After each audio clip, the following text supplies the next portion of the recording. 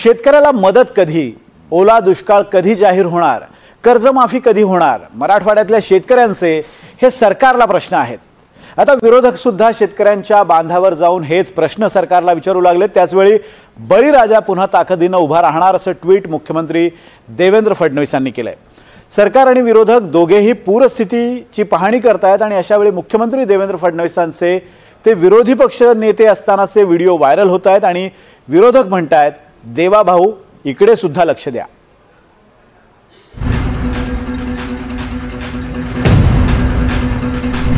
बळीराजा पुन्हा ताकदीने उभा राहणार। सरकार शेतकऱ्यांच्या पाठीशी खंबीरपणे उभा आहे।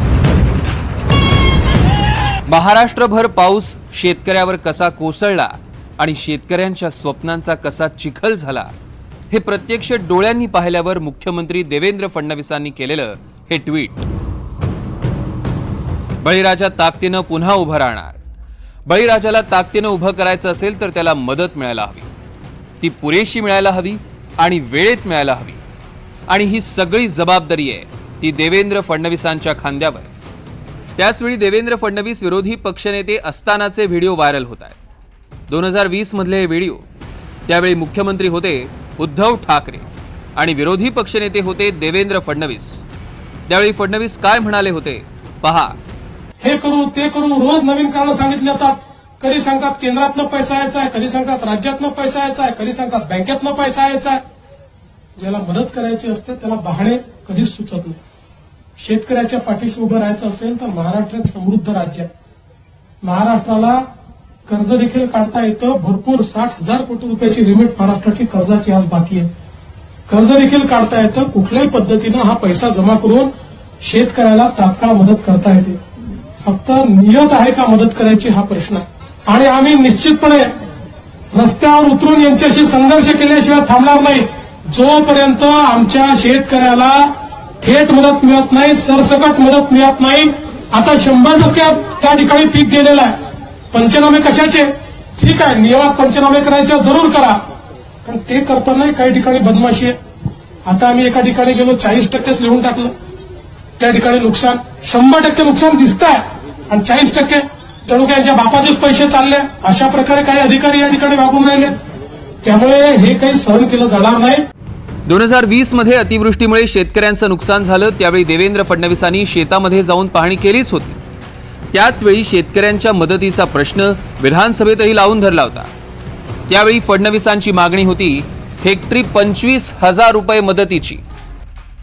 की महाराष्ट्रामध्ये जो अवकाळी पाऊस झाला यामध्ये शेतकऱ्यांचं, मासेमारी करणाऱ्यांचं प्रचंड मोठं नुकसान झालं आहे आणि स्वतः माननीय मुख्यमंत्र्यांनी 25,000 रुपये हेक्टरी 25,000 रुपये हेक्टरी देण्याची मागणी केली होती आणि मला विश्वास आहे अध्यक्ष महोदय की 25,000 रुपये हेक्टरी ही मदत शेतकऱ्यांना देण्याच्या संदर्भातला निर्णय हा लवकरात लवकर झाला पाहिजे। आता भूमिका बदलल्या आहेत। देवेंद्र फडणवीस मुख्यमंत्री झालेत आणि उद्धव ठाकरे विरोधी पक्षात आहेत। आता सरकारला प्रश्न विचारण्याची वेळ आहे उद्धव ठाकरेंची। उद्धव ठाकरे ही मराठवाड्याच्या दौऱ्यावर होते। पूर परिस्थितीने झालेल्या नुकसानीची त्यांनी पाहणी केली।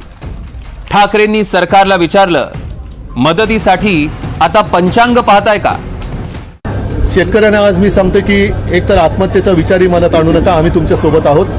पण मुख्यमंत्र्यांना विचारतोय की तुमची योग्य वेळ की काय तुम्ही पंचांग बघून सांगणार आहात की कधी योग्य वेळ आहे, मुहूर्त काढून सांगणार आहेत का? हे जर त्यांना माहिती आहे तर ज्याप्रमाणे ते सोंग करून उपकार केल्याच्या आवेशामध्ये सांगतात लाडक्या बहिणीबद्दल, तर मला त्यांना सांगायचं की मी तुम्हाला मार्ग पण दाखवतोय।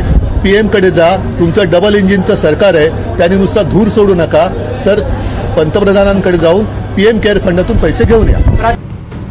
शेतकऱ्यावर जेव्हा आभाळ फाटतं तेव्हा राजकारण करायचं नसतं।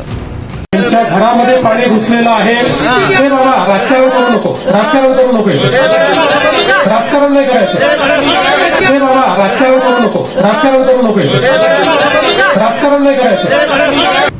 आता राजकारण करायचं नसतं हेच सांगत मुख्यमंत्र्यांनी शेतकऱ्यांसाठी मदतीची घोषणा केली। ज्यांच्या घरांचं नुकसान झालेलं आहे, ज्यांच्या अन्नधान्याचं नुकसान झालं आहे अशांना देखील आम्ही मदत करणार आहोत। शासनाने हा निर्णय केलेला आहे की कुठलेही अधिकचे निकष न लावता आणि कुठे आवश्यकता असेल तर निकष शिथिल करून नागरिक केंद्रित मदत करायची आहे। केवळ नियमांवर बोट न ठेवता नागरिकांना आणि शेतकऱ्यांना मदत होईल, शेतमजुरांना मदत होईल अशा पद्धतीनं मदत करण्याचे निर्देश आम्ही दिलेले आहेत। आणि पहिल्यांदाच आपत्ती सुरू असताना ऑलरेडी आम्ही पैसे रिलीज करणं सुरू केलेलं आहे। दिवाळीच्या पूर्वीच आम्ही सगळ्यांना या ठिकाणी मदत करणार आहोत। देवा भाऊ जो बोलता है वो करता है असा देवेंद्र फडणवीसांचा लौकिक आहे। देवा भाऊ जो बोलता है वो करता है और जो नहीं बोलता वो डेफिनेटली करता है। आता अवघ्या महाराष्ट्रातला शेतकरी देवाभाऊकडे अपेक्षेनं पाहतोय। देवाभाऊ शेतकऱ्यांची दिवाळी गोड करेल आणि देवाभाऊंनीच म्हटल्याप्रमाणे बळीराजाला पुन्हा ताकदीनं उभा करेल अशी अपेक्षा। Bureau report, NDTV Marathi, Mumbai.